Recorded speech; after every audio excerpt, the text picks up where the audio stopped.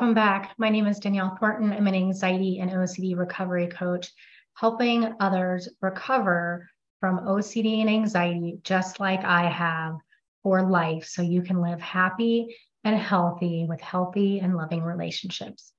Today, we're going to talk about some of the hidden compulsions that people experience. Now, these are going to be very general. These can come across in a lot of different OCD subsets. And if you have a specific OCD subset, there may be some more specific compulsions. But these are often compulsions that people are unaware of.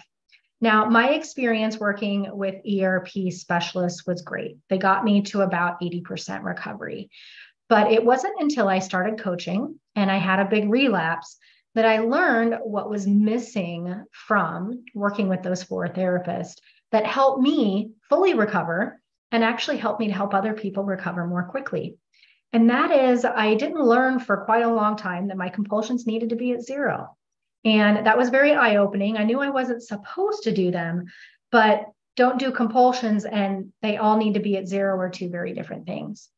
And no one also helped me identify all of my compulsions. So when I had a big relapse, I realized that self-help became very compulsive for me. And I went down the rabbit hole for about 6 months. And ever since I have learned this tool, along with another tool, I have gotten to 100% recovery. OCD doesn't bother me anymore. I'm able to keep myself in the recovery stage, which has been awesome. So today I want to share with you some hidden compulsions that you may not be aware of. Okay. I'm going to go through this list. We'll talk a little bit about them. The first one is talking about your thoughts or doubts to other people, to anybody who will listen. A lot of us know about the confessing compulsion, right? When we confess our thoughts to our friends and family.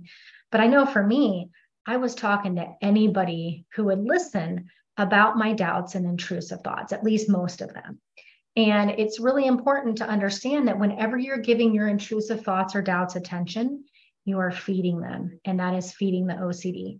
So it's very important that you stop talking about them. And your brain's going to give you excuses as to why you should. I know mine did, but I had to stop. So that's an important one. The next one is people having to be a certain way. Now, essentially, OCD wants certainty and perfection. And what I typically mean by perfection, of course, some people feel like their house has to be perfect, their hair has to be perfect, but perfection doesn't always look that way. OCD wants things to look a certain way. It wants our life to look a certain way, our partners, our friends, our family, our job, right? It's that perfection that it thinks that safety is at, but perfection does not exist. So trying to get people to be who you want them to be can be an OCD compulsion and is feeding the OCD. Next, repeating yourself or asking others to repeat themselves to gain certainty of understanding.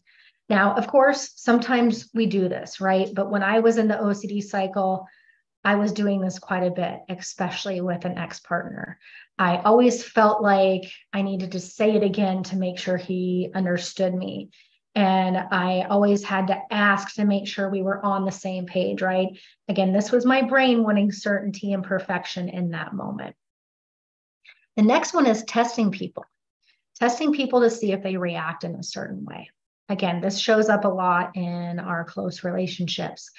But if we're testing people because we want them to react in a certain way, and then they don't react the way that we want them to, of course, we're going to be upset. And if they do, we're super excited. But what's going to happen if this is an OCD compulsion is you're going to test them more and more and more, and you're not always going to get the answer that you want. In fact, I don't even know if you'll get it 50% of the time. But either way, it's not a very helpful coping mechanism and can be an OCD compulsion. Next is people pleasing.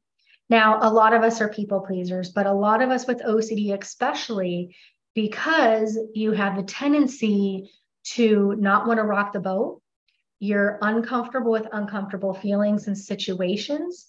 So you may tend to people please.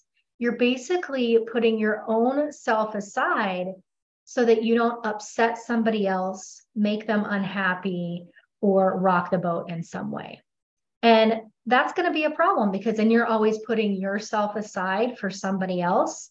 and you're going to experience the consequences of that. The next one is overlearning. I mentioned that self-help got very compulsive for me. So people always used to tell me, you really do read a lot and you're always, doing some sort of self-help workshop or conference or reading a book. And at the time, I thought that was just me and my personality. The reality is, I was looking for answers. I was looking to fix myself. And part of this was somewhat natural at the time because I had OCD and I didn't know I had it. So I was looking for how to work through some of the issues that I was having. But even once I found out I had OCD, researching and courses and reading got very compulsive for me. I was trying to find this one answer that would cure my OCD, and it got very, very compulsive. And so even something good can become a compulsion. And if it's a compulsion, you're going down that downward spiral in the rabbit hole, and it's going to make your OCD worse, which it did like mine. So you want to make sure that you're not seeking perfection or certainty. And one way that you can tell if something is compulsive or not, ask yourself, could I not do this thing right now? Could I not do it for a week, a month? And if there's a little or a lot discomfort there, it probably is a compulsion. The next one is checking your feelings. This one's super common. You may check your feelings in a certain situation, in relationships. You may be checking your anxiety every day, okay? And this is not going to be helpful at all. Just like the general checking compulsion, checking our feelings all the time is not going to be helpful. Our feelings are sometimes great, sometimes not, and oftentimes quite neutral, right? So if we think about it, sometimes great, sometimes not, a lot neutral. When we check our feelings, we're going to find that they're a lot of times neutral and sometimes bad and sometimes good. But people who are typically checking their compulsions are looking for perfection in how they feel. OCD is telling them they should feel a certain way, and that is a problem, right? So we want to make sure that we're not checking our feelings. The next one is looking for signs. Things like, well, this number means that something good is going to happen, or this is a bad number, or because this happened, then this is going to happen, right? There's a lot of different signs that could be an example here. But if you find yourself looking for signs a lot and creating meaning from those, that could be an OCD compulsion. The next one is frustration that the thoughts are there. So with OCD, we want to make sure with intrusive thoughts, the more we try to push thoughts away, the more power we give them and the more we tell them that we're afraid of them, which reinforces the fear, and the brain just continues to search for these types of feelings and give them to us. So it's very important that we're allowing the thoughts and feelings to be there with either applying exposure or not giving them attention at all, which is a form of exposure. Now, being frustrated that the thoughts are there is a very subtle form of pushing it away, right? We need to allow them. So we need to be okay if they are there and then choose how to react to them. That's how we eliminate OCD from our lives, not being frustrated that they're there. The next one is trying to get to the root of the problem. Going back into your past, trying to figure out what happened in your past as to why you have this particular OCD subset. What happened? What did my parents do? Again, just trying to find the root of the problem.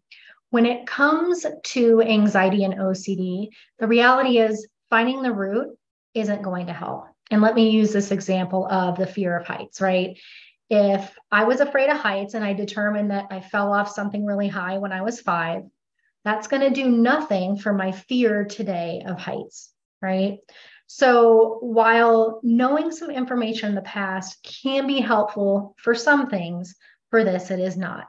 The other thing is, scientifically, we do not know why some of us got OCD and some of us didn't. So scientifically, there is no answer yet. They think it's partially learned behavior, partially genetic, but the root is unknown. And you're just going to spend time analyzing and going over the past, which keeps you stuck in these past issues and negativities, which isn't going to make you feel any better.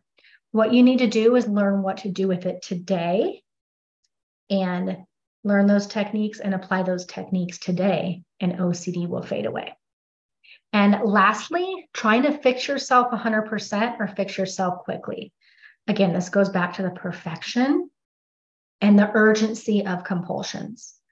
We are never going to be exactly where we want to be in life. We're never going to be exactly who we want to be. We're never going to be perfect. And OCD does not go away quickly most of the time. So it's important to allow the journey to be what it is, allow the journey to flow as it will for you, because it is individual to everybody.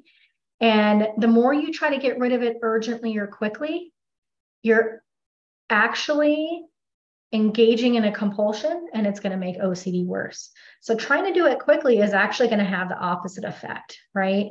If you just let the journey play out and flow, as long as you're getting the right recovery help, which is mostly exposure and response prevention with some acceptance work and self-compassion work, then it will flow a lot easier and happen a lot quicker if you are allowing it to be what it is, allowing it to have ups and downs. But the more you learn and use the skills, you can't take back that recovery, and you're going to feel better more and more and more. I hope this was helpful.